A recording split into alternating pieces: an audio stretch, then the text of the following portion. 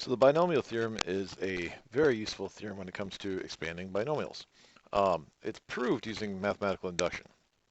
That's why we kind of do these kind of hand in hand. But for non-negative integers n and r with n greater than or equal to r, the expression n, you can read it as n over r and choose r, depending on which I don't know, context we're using it in. So, but generally when it's written like that, it's n over r. But I'll probably say n choose r a lot because you'll see in 10.6 it's the same idea. And it's defined by n factorial over r factorial n minus r factorial. The symbol NCR, and again, that's where that choose comes from, is often used in place of that. All right, so evaluate 6 choose 3. So that's 6 factorial over 3 factorial, 3 factorial. And again, probably the easiest, let me just, it takes longer if I'm writing it out, but let me just write out kind of how I think of this. So I've got 6 times 5 times 4 times 3 factorial over 3 factorial, 3 factorial. Well, if I look at this, 3 factorial and 3 factorial cancel. And also 3 factorial is 3 times 2 times 1, which is 6. So 3 factorial and 6 cancel. So I end up with just 5 times 4, which is 20. That's the easiest way, is to think about it that way. So 6 choose 0 is going to be 6 factorial over 0 factorial, 6 factorial. 0 factorial is 1. So it's just 1 times 6 factorial, so I get 1. And again, we're not really talking about this just yet, but basically that's kind of saying if I have 6 objects, how many ways can I choose a group of 0? There's only one way I can choose none of them, and that's choose none of them. All right, so this is 8 factorial over, again, 2 factorial, and then 8 minus 2 is 6 factorial. So again, the way I look at this is going to be 8 times 7, and the 6 factorials cancel, over 2 factorial, and then 2 factorial is 2. So let's write that as a 4. 4 times 7 is 28. So you can kind of see, if I just multiplied what is 8 factorial first, and then 6 factorial next, or whatever, it's going to be a lot harder. I'm not going to be able to do that quite as easily in my head as I can this way. And then 3, choose 3. 3 factorial over 3 factorial, 0 factorial, that's equal to 1. So, and that ends up being true for whenever I choose 0 or choose n. So like, 6 choose 0, 8 choose 0, 100 choose 0, those are all going to be 1. And 8 choose 8, 10 choose 10, 100 choose 100, those are all going to be 1 as well. There's only one way I can pick everything in the group, and that's pick everything in the group. All right.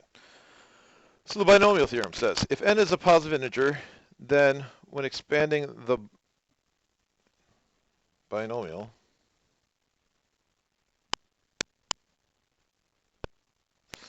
we can see some patterns. So a plus b to the first is a plus b.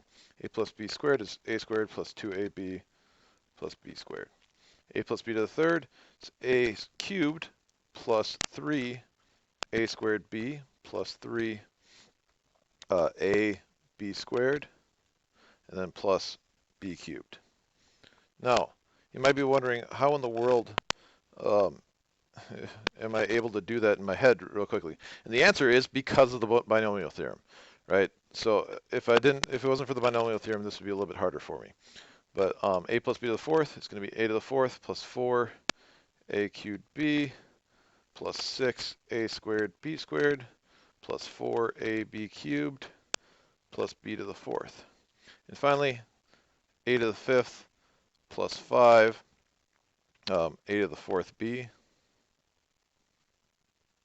plus 10 a cubed b squared plus 10 a squared b cubed plus 5 a b to the fourth plus b to the fifth. So yeah, it's kind of nice. Again, if you ever had to multiply something like that out, and there's one part in calculus where you kind of need to do this. It makes your life a lot easier once you do this. But you can kind of see how knowing the binomial theorem might be useful if you're trying to expand these things with higher powers. So I really It's a really handy, useful thing, and once you get used to it, you can kind of multiply these out. If they're simple enough, like these ones, a plus b, um, then we can go ahead and do it in our heads. But otherwise, we can still use our calculators, and even if it's not something quite so nice. All right, so notice in all of these cases, we have a squared, a cubed, a to the fourth, a to the fifth. Notice those are all the same. You can kind of notice the pattern that they just all match up with those exponents there. So um, the first term is a to the n. The exponents on a decrease by 1,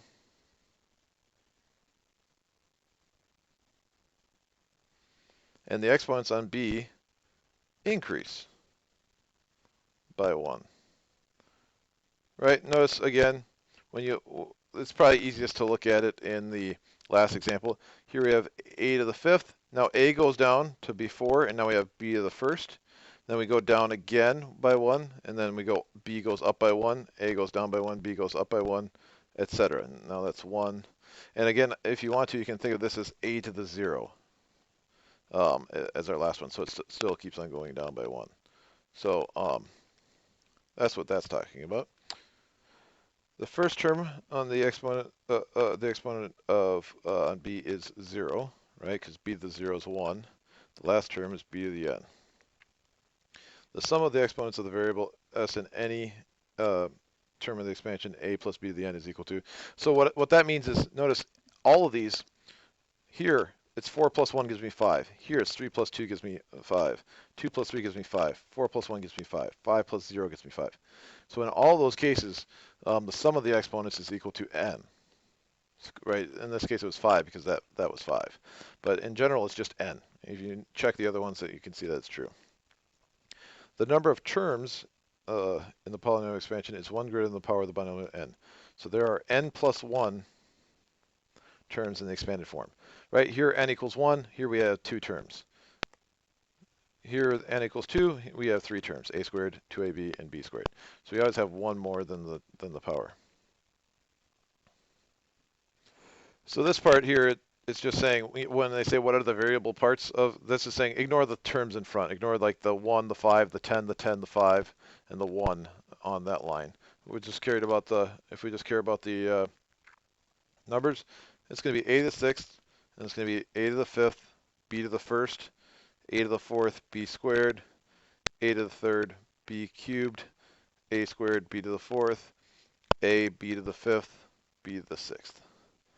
And so in general, it's a to the n minus 1, right? We subtract 1, b to the 1, a to the n minus 2, b squared, a to the n minus 3, b to the third, and then dot, dot, dot, dot.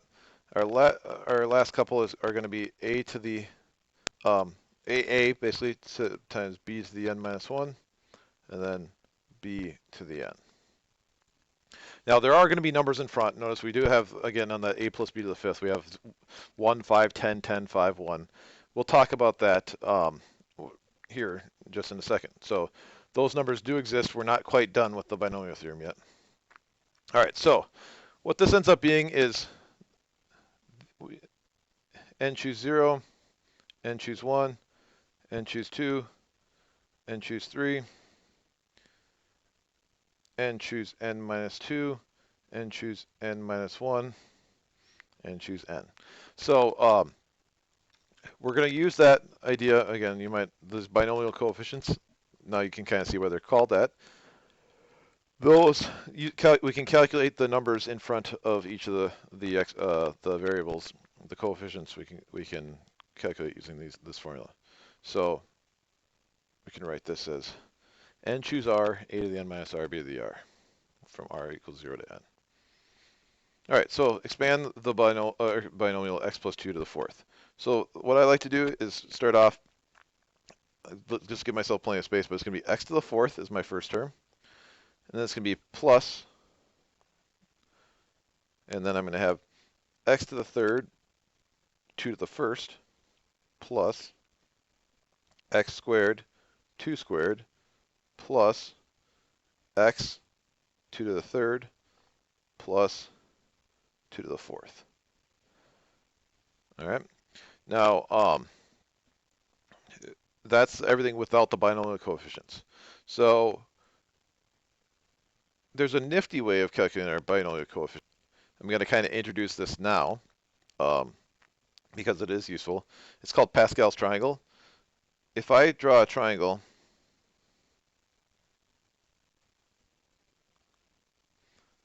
like so,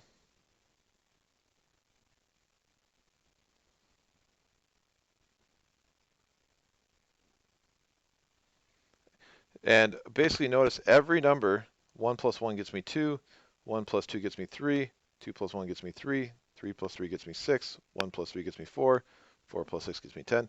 So every number is the sum of the two numbers above it. And if we construct it like this, notice the first row is n equals 0, next row is n equals 1, next row is n equals 2, n equals 3, n equals 4, and n equals 5. That's what I have for this one.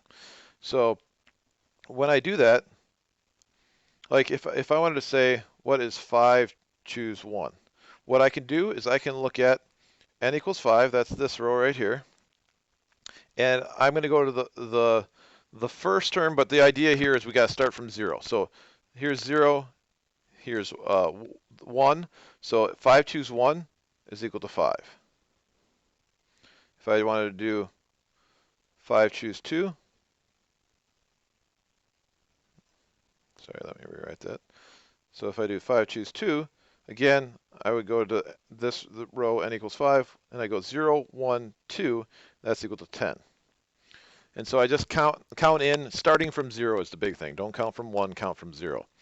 And so this is kind of a nice, easy way to come up with the binomial coefficients. So we're doing x plus 2 to the 4th, so that's n equals 4, so I'm looking at these guys. So I can just run in here and I can go 1, 4, 6, 4, 1. Oops. Get this out of the way here. 1. So now I can see that this is going to be x to the 4th plus 4 times 2 gets me 8x to the 3rd plus 6 times 2 squared, so 6 times 4 gets me 24x squared. 4 times 2 to the 3rd, 2 to the 3rd is 8, times 4 is 32. So I get 32x. And then finally 2 to the 4th is just 16, so plus 16. And there I get my answer. So now let's go ahead and try x minus 2y to the 5th. So again, it's up to you how you want to start. You can start the way I did. Sometimes I like to start with the binomial coefficients. So what I might do is I might look at, now let's look at n equals 5 because of that 5 right there. And let's go ahead and write down 1, 5, 10, 10, 5, 1. And then, so those are my binomial coefficients. Now I'm going to do x to the 5th, x to the 4th, x to the 3rd, x squared, x, and then nothing. And then I'm going to go and do, notice this is a negative 2y. So negative 2y to the 0, I don't have to write it there. But then I'm going to have negative 2y to the 1st, negative 2y squared, negative 2y to the 3rd, negative 2y to the 4th, negative 2y to the 5th. And now, a lot of times people forget to include that negative 2 in there. Make sure it's the whole term. You can't include n including the minus sign as well. So if I look at, let's simplify this down, I get x to the 5th plus, or actually it's going to be minus. We get negative 2y to the 1st, so negative 2y. So I get times 5 gets me negative 10 x to the 4th y. Now it's going to be 2y squared, negative 2y squared, so it's positive. And 2 squared, negative 2 squared is 4 times 10 gives me 40 x cubed y squared plus, now it's going to be negative, sorry, so it's actually going to be minus. And then negative 2 to the 3rd. So let's do that. Negative 2 to the 3rd is negative 8 times 10 is 80 x squared y to the 3rd. Now it's going to be plus Negative 2 to the fourth is 16. 5 times 16 is 80. X, y to the fourth. Finally, negative 2 to the fifth is 32. So I get y to the fifth, and there's our answer.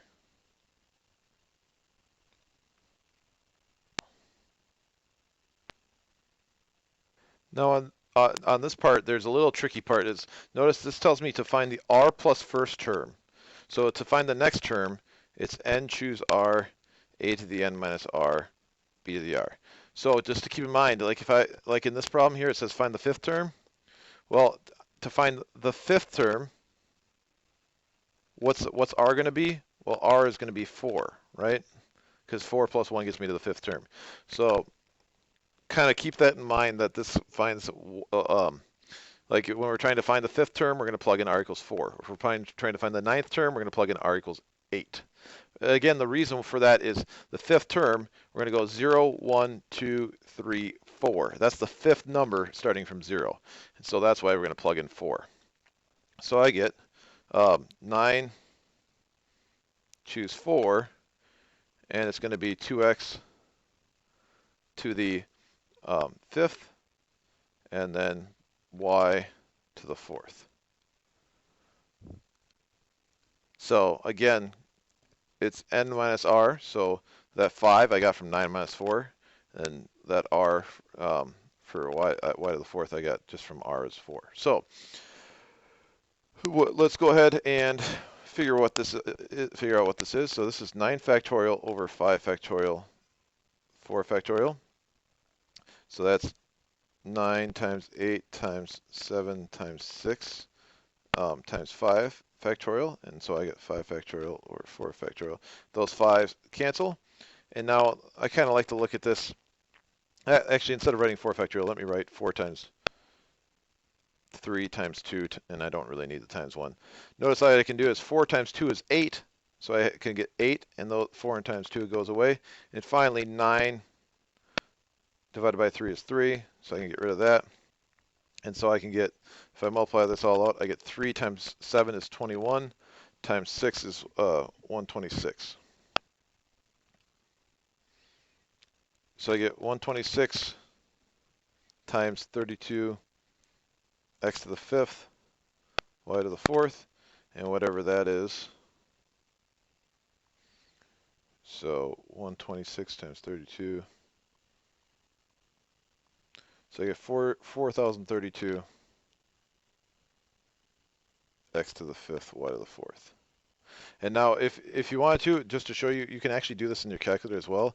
9 choose 4, you could do 9, math, go to PRB, and it's this NCR button, 4, and you get 126. So you could do that as well. So anyways, I end up with this as my term. And again, sometimes if I'm not feeling super confident that I found the right thing, I like to just double check. Remember, the first one would have been x to the ninth. The next one would have been x to the eighth, x to the seventh, x to the sixth, x to the fifth. And that is the fifth term. So we did end up finding the correct thing. Just the easiest thing to forget is that this formula, r is the next term. So if I want to find the fifth term, I have to plug in r equals 4. And so there you have it.